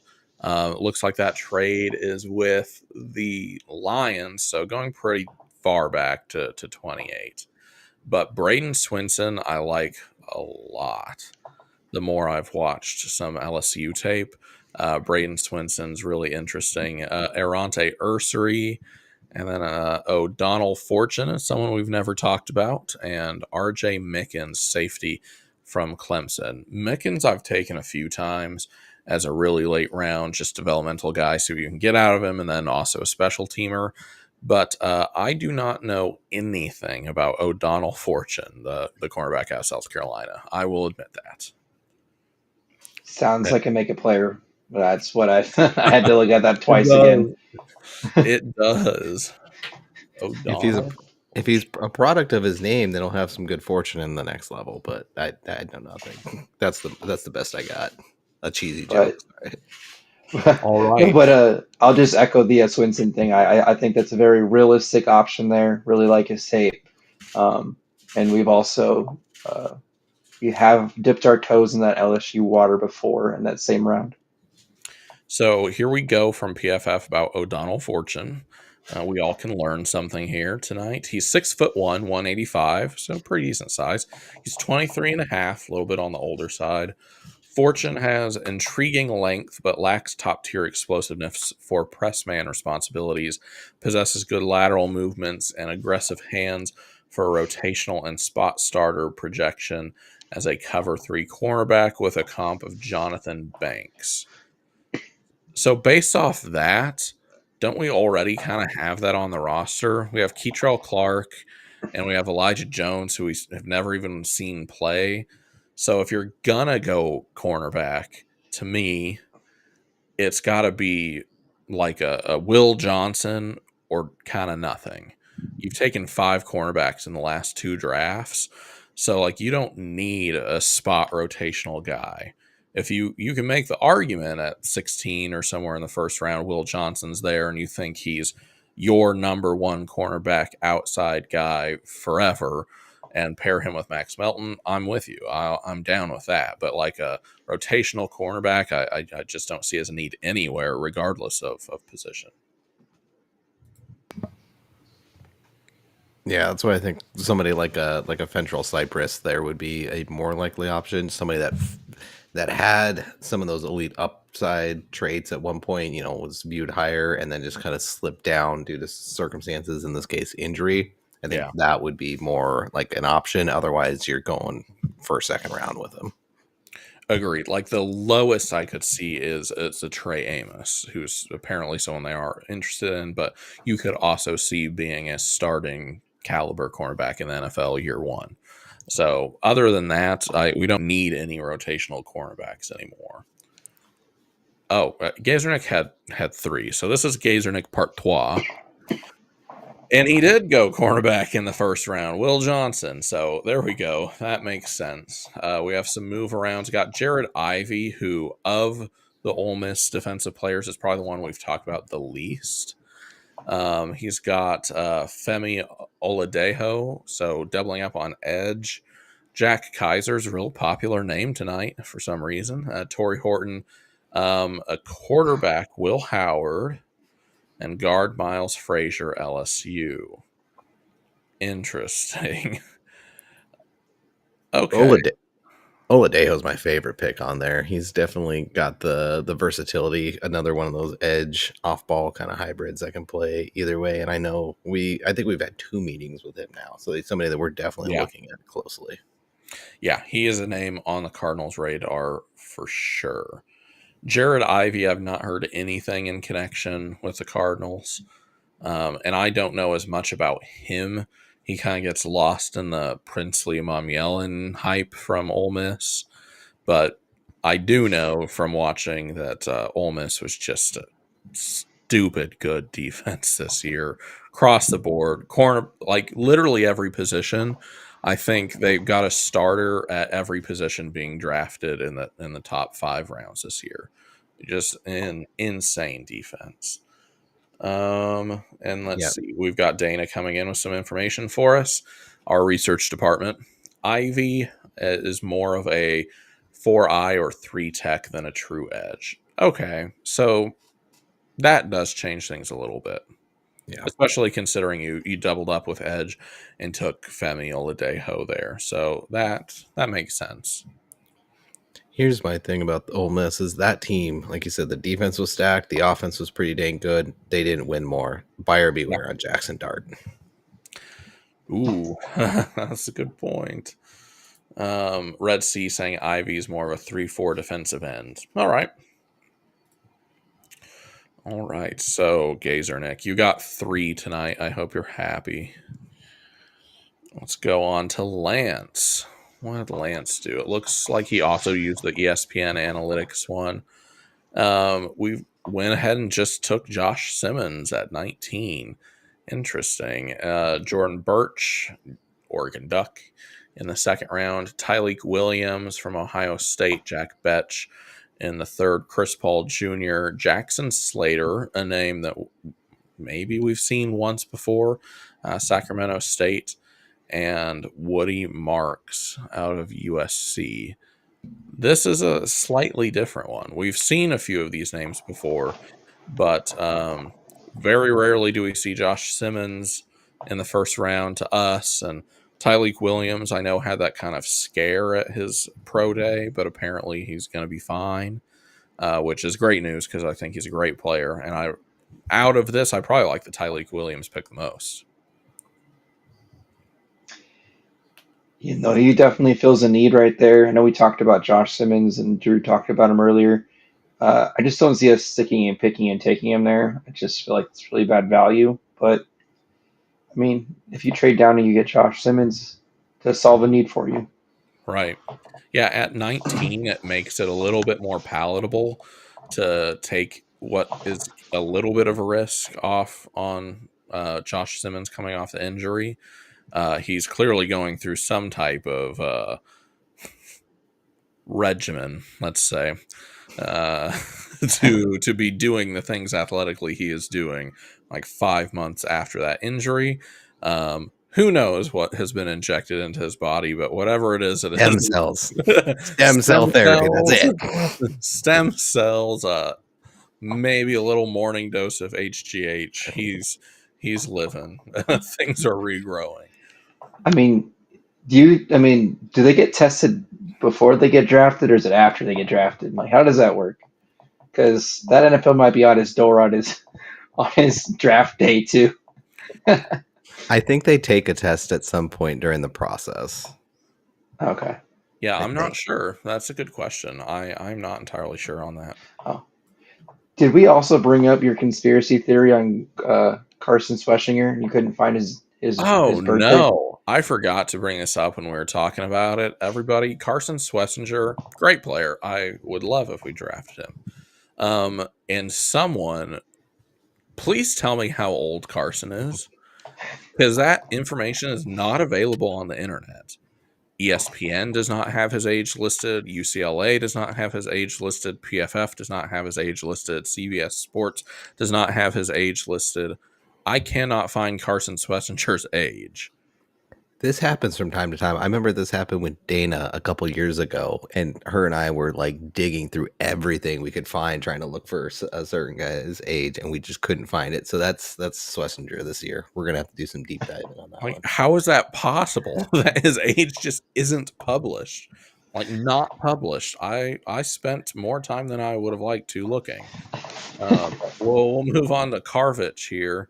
Uh, Players that we've seen before: Will Johnson, Donovan Ezeraku at 45 would be incredible value. He is so consistently going in the first round now that it would take something crazy for him to drop that far, I think. Yeah, and I like Jonah. We've seen Jonah a lot. We haven't talked a ton about him, but the more I've been getting into him a little bit, I think is going to be really solid. I think he could play tackle more than some people are giving him credit for. I do think it's more likely that he's going to kick inside, especially early on. But I see a little bit more of the tackle upside than a lot of other people, I think. But I would be really happy in that position because I think he's in a lot of that Isaiah Adams mold. I think he's a very similar type player. Yeah, I like Jonah too. I like that a lot of sites and simulators have gotten with it and actually changed him from tackle to an interior offensive lineman, because that really is what he's going to be in the NFL. At Chris Paul, there's a weird kind of pattern this year in the top linebackers, just a little bit undersized, a little bit small for inside linebackers, but Chris Paul is great. Um, we've talked about everyone else here. David Walker, you know how I feel about him. Dana was saying that the guy that you guys were you and her were thinking of was an Army guy. Yeah. So I guess maybe I could see that being like a hidden age thing more than other schools. I don't know, but we got Russ Carver in here saying you guys are rocking it. I'm watching from the beginning. Well, I appreciate that. Sometimes we're just rambling and we kind of lose sight of things. So thank you for that. Red Sea pointing out that Carson was a redshirt junior, so maybe 22-ish. That's what I would guess. 22 probably sounds about right. But just why can't I find it? Wait, is this his birthday? Did Dana do it? Nailed it. Looks like 23 for Beck. Well, we were for Beck. Okay. We were looking for Carson Swessinger. Dana, if you can find that, we'll be deeply indebted to you. Maybe it is 2002, which would make him 23 or about to be 23. All right. Red Sea, what did you do for us? Another trade with the Lions. So being comfortable going deep down, like 12 spots down, and getting James Pierce there, I'm a lot more comfortable with that. James Pierce at 16, but James Pierce at 28 is really interesting. Siobhan Revell is also interesting. I thought about him too when I was thinking about taking a corner at that 47 spot, but I went Trey Amos just because I know the Cardinals have some type of interest in him. Did you see Robert? Robert, I think, answered our question there. I went to page 2 as well, Robert, okay? I swear I went to page 2 also. I spent a good 10, 15 minutes looking at it today. Okay, we got Demetrius Knight, the oldest rookie in this class at 25 years old, but a great player. Jonah, Aeneas Peebles is kind of one of those guys I really like a lot in one of the later rounds. Kyle Williams, wide receiver from Washington State. Connor Colby and Craig Woodson, safety from Cal. Didn't you take Craig Woodson one time, Drew? No, not Woodson. No. I don't think so. No, I took a different safety, later round safety. Was it you who had a deeply held opinion on Revell at one point? Yes, I love Chabot, and he's really, really fun. Again, another one of those. He's very similar to Morrison that we talked about, I think, just right before the stream. Yeah. If it wasn't for the injury, he would be in conversation for cornerback 1. The things that he struggled with in his 2023 tape, he only played in like 3 or 4 games in 2024, but he already showed improvement in those things. And it's just such a bummer he went down, because I know he's going to end up being in this range at best. It'd be really fun to see where he'd be going if he hadn't gotten hurt. What was his injury? I gotta look that one up again. I want to say I don't think it was an ACL, but it was definitely something that took him out for most of the season. I'll look it up here real quick. All right, but Aeneas Peebles tested really well at the combine. He is kind of part of this underrated duo from Virginia Tech to me. He's on the defensive line, and then edge rusher Antoine Powell Ryland, both players from Virginia Tech. I like quite a lot. Dana here saying it was a shoulder injury, which is a little bit scary. Ooh, Shoulder can be tough. it And was then an ACL as well. Yeah, it was both. It was a shoulder and an ACL. I'm not sure if I haven't found the shoulder, but I definitely know it is the ACL. Man, he got messed up if it was both of those. I'll get some Let's clarity see. on that one.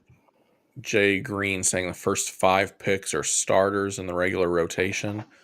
Let's see. Oh, I I mean, wonder. all of them would be in the rotation. Yeah, all of them would be getting playing time. I agree. Dane, I actually think you may be thinking about Jahad Campbell, who we just came out. He had labrum surgery after the combine. Yeah, Campbell had a shoulder injury. Ravel just had an ACL, which is still scary enough. And then Morrison had a hip and shoulder. I know the Morrison injury was really severe, which is a shame because after his 2023, he looked to kind of be the lock to be the number one corner. But I think he still could have a really great professional career. It's just you never know with injuries. You just never know. You're taking a risk. And he is going to be doing a private workout for teams just before the draft. So he will at least Oh, get good. some work in for him. Good. This one, even I can't see super well. Does look like there were multiple trades though, with Emeka Egbuka, Landon Jackson, Kevin Winston, Chris Paul, CJ West, who I don't think we've seen tonight, Luke Kandra, and a name I'm not really able to see. But Cornerback Jamari Harris out of Iowa. okay, thank you. So of those, Landon Jackson, he had a massive glow up through college. I've seen that tape go around Twitter a lot lately of like him doing a drill as a high school recruit and then doing it at the combine and how much he's improved. He was just a consistent improver every year in college, which is kind of nice to see. Kind of like to see that steady progression of a player. Landon Jackson's probably not a world beater, but he would be like a solid starting rotational piece. And CJ West also had a really good combine out of Indiana. He is interesting if you're going to wait quite a bit to actually take one of those defensive linemen. Yeah, going back to Jackson, I loved what he did at the Senior Bowl, especially in the game. Like he didn't jump out of off the screen as much during the practices. Like he was still consistent, but he was one of the more consistent performers in the game. He was fun to see. He had a couple sacks. One that was off the edge that's just really nice, where the technique was beautiful. He just came right under the guy's arm. It was nice. Just blew right past him, got to the quarterback. That was a fun one. Nice. Yeah, I like Landon Jackson. He's impressive. I like him quite a bit. We'll go to Mono 187, who just went with a full first round mock instead of a full 7 round for us. But let's see who he took for us. He had us sticking and picking and taking James Pierce at 16. All right. Just for some thoughts overall. This is an interesting one if you look at it from a holistic perspective, where you got Mason Graham falling down to 8, and then you've got Jade Barron not going until 29. You have Will Campbell going at 3 to the Giants. Yeah.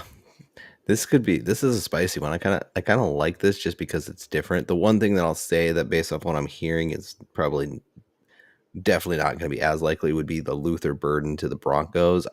From what I'm hearing from Benjamin Albright, they just like their young guys a lot, and I'd more expect to see a running back or tight end in that position. Which, yeah, that totally makes sense. Robert here saying Niners taking Graham is just our luck. Yeah, he'll turn into an all-pro with them, I know. Mizaki Felix saying Pierce is the 6th best edge in this class. All right. Interesting. When he's checked in, he's probably like the 2nd or the 3rd, but he's just not checked in all the time. Bears not going safety. Safety's tricky in the first round. But who did the Bears take? If they took Malachi Starks, I support it. Because I love Malachi Starks. Yeah, that's who they went. They've been doing a lot of work on Tyler Warren. Actually, Tyler Warren could be going as high as, what is that, 9? They're at 9, yeah. Armand Membu lasting all the way to 13 is interesting. He's kind of like a top 10 lock right now. So it would be interesting to see if he gets that close to the Cardinals pick, if there's any temptation to move up 2 spots to take Membu just to get him, because he is the only offensive lineman who I think could really justify a first-round pick this year for us. So that'd be really interesting. That is one situation in which I could maybe see a trade up. Just feel like it's very unlikely. I can definitely say there will be somebody on the defensive line rooting for that trade up. Yeah, Definitely can say that. true.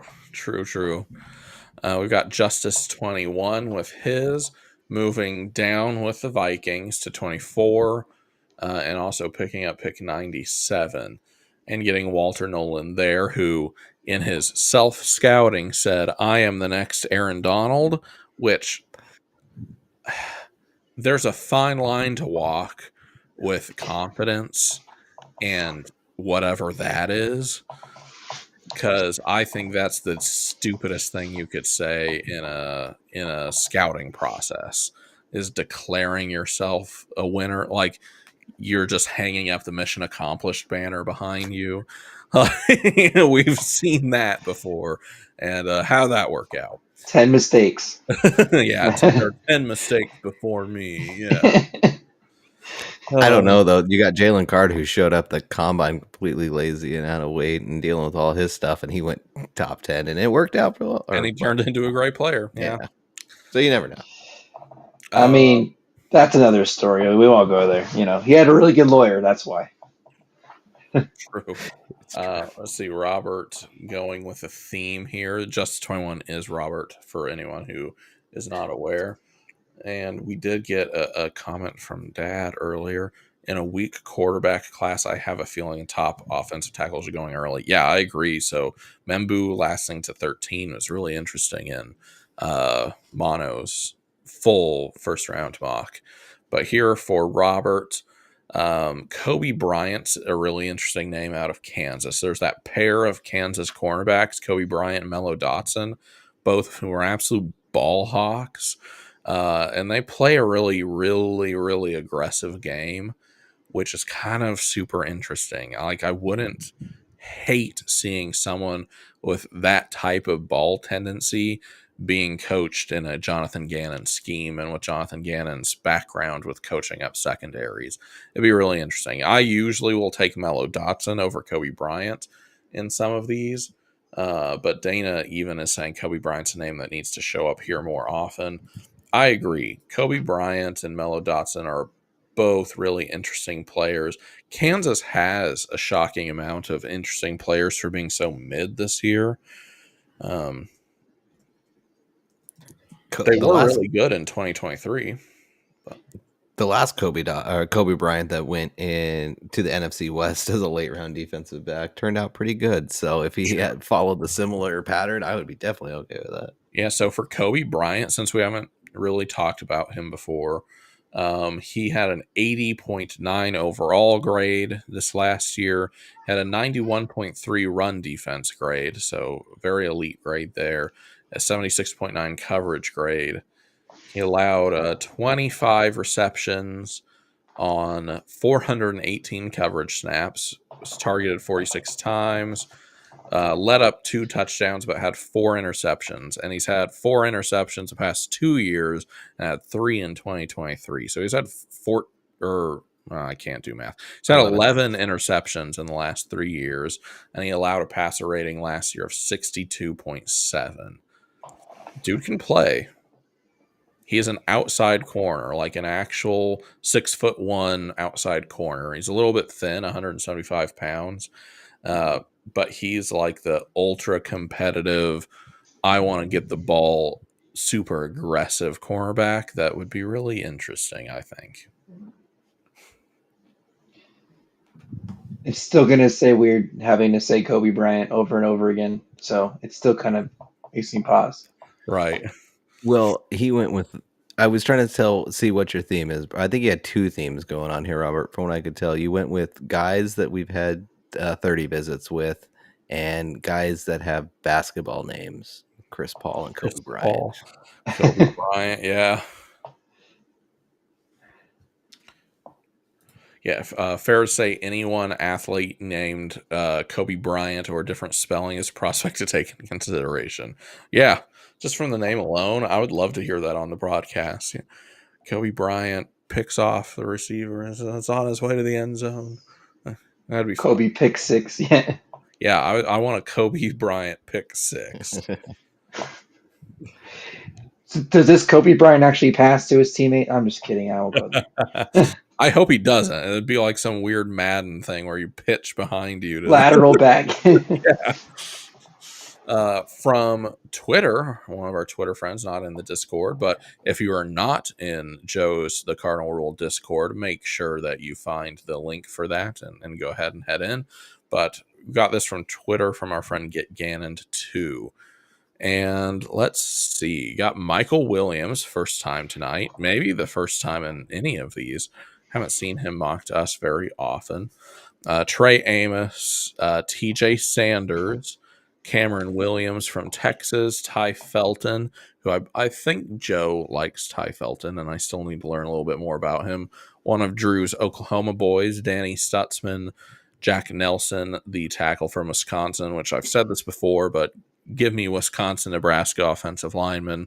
Don't really care who they are. I'll take them, and we'll we'll work it out. And Tyrion Ingram Dawkins, who's defensive lineman from Georgia, just got buried in a really talented depth chart, but super athletic, had a really, really, really good combine. Really the first time I ever took notice of him because he just was buried so deep in such a talented team. But he's an athlete, and he makes more sense in my brain as like, oh, he's just an athlete, take him and coach him up, than it does taking Shamar Stewart at number 14. Just saying. But thoughts? My only question is, and like I said, no, all in all, this is a very, very good draft. My only question is, how much more production did Michael Williams actually have than Shamar Stewart? Not that much. But no, I get it. No, this is a good one though. Like Trey Amos and TJ are both guys that we've had 30 visits with. So definitely there's some interest there. I think now as we're starting to see some of those names come out, we're definitely going to see some themes and some mocks. I think you'll see more of those names start creeping up here. And then Cameron Williams, where you get him here, I think is good value. Because again, another guy that at one point was a first round projection, and now he's definitely slipped down the boards. Didn't really finish the season strong. So if you can get him at 86 and you can sit him and let him develop a little bit, I don't hate that at all. I think Dana has the best point about Michael Williams. He has the traits of a Shamar Stewart, but he doesn't have the excuse of bad coaching, which, yeah, of course he doesn't. He's from Georgia, a very elite program. He did have the injury that he was battling through, so I guess that's maybe his excuse or what he's going with. But he was a top 10 pick coming into the year. Just he has the body physique. He hasn't tested well, obviously. With I don't remember if I think he ran at the combine in the like 4.6s or 4.5s. But where you're getting him and trading him back for him right here, and I believe I've seen a couple comps for him of being Josh Sweat type, so that would be kind of an interesting fit. We know Gannon really does like Josh Sweat. That was his connection here, so he could be, you could be onto something here, I think. So, for context, his 2024 production: 5 sacks, 6 hits, 15 hurries. So it's not like crazy more than Shamar Stewart. It's still more, but it's not a significant number. And Shamar Stewart had more hurries than that, significantly, I think. And 6 is his max sacks that he's ever had in a season. So 2023 and 2022, he did have 6 sacks in both of those years. Like, he grades out pretty well. PFF has a comp for him of Jermaine Johnson. Yeah, I like that too. His 2023 tape is definitely better than the 20, and obviously the injuries and stuff, of course. And so you can see the upside on 2023, and then it's harder to judge for. With Pierce, it's different because he had the 23 tape, and then his 24 tape, there's no real injury concerns. It was just he just didn't show up for the first half of the season. Yeah, exactly. And that 4.77 40 is weird. He definitely doesn't play that slow, but he did not test well. That's not the be all end all of anything. Teams are always going to look at the tape more than anything else. But apparently there was an ankle injury in game 1 of 2024. I'm not sure if that's still an issue, but maybe it is. Ankle stuff can stick around for a really long time. It just all depends on the mechanism of injury for that ankle thing. But at 23, I agree with you, Brian, that like it's not the worst thing to take a guy with high upside if you've moved back and you've gotten a bit more capital to do some other things with. Taking him at 16, I think, would be irresponsible. But at 23, it's at least worth the consideration, maybe. All right, let's see. I think that's it, everybody. That was our last one. We made it, and we made it right at the 2-hour mark. The timer helped. Yeah, the timer honestly did help. So we will keep the timer going forward just to give us a little bit of juice to know where we are. But really interesting mocks. Few weirder than others, I think we can safely say. But overall, I think there's a general attacked. well, yours was particularly iffy, but there is some general consensus, I think, about the types of players that this team needs, and the positions, and roughly where we're going to go. But the free agency moves that we have made really open up so much. I think this is still a totally different ball game from when we were talking about this 3 weeks ago, knowing you've got Calais and Dalvin Tomlinson to help along with what's really the rookie season for Darius Robinson, and Josh Sweat too. There's been so many defensive additions this year that I think we'll probably still see a really solid defensive draft, but there's some opportunity to upgrade some positions too. So I think we have a tendency to overlook the offense in some of these. Out of all the things we talked about today, that was something that happened since the last stream. So welcome home, Calais. Right. It's so nice to have him back. It just makes my heart happy as a player I really loved as a kid.